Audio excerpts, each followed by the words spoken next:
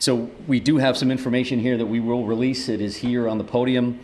And this is a general caution to the public that approximately 6:56 this evening, a couple of shooting incidents occurred here with multiple casualties in the city of Lewiston. And police are currently searching for a Robert R. Card, 4/4 of 1983 of Bowdoin. Card is considered armed and dangerous. He is a person of interest, however, and that's what we'll label him at moving forward until that changes. If people see him, they should not approach Card or make contact with him in any way. The shelter-in-place order that currently stands in Lewiston remains.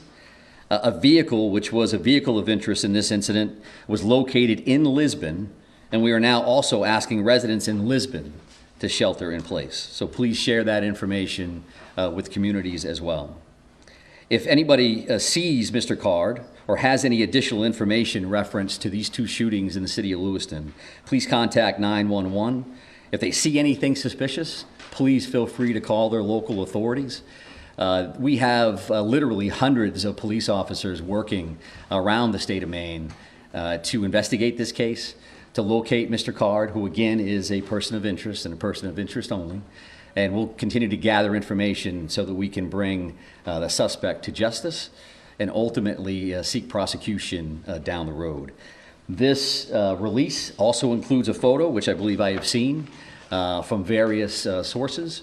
I would also let you know that we have created a reunification location, and that would be at the Auburn Middle School, so in the neighboring community of Auburn, at 38 Falcon Drive. Again, that's the Auburn Middle School. And when I say reunification center or location, what that means is that if somebody has a question or they have a concern, they can't find a loved one, they believe that a friend or a family member may be involved in what occurred here tonight in Lewiston, that they could respond to that location.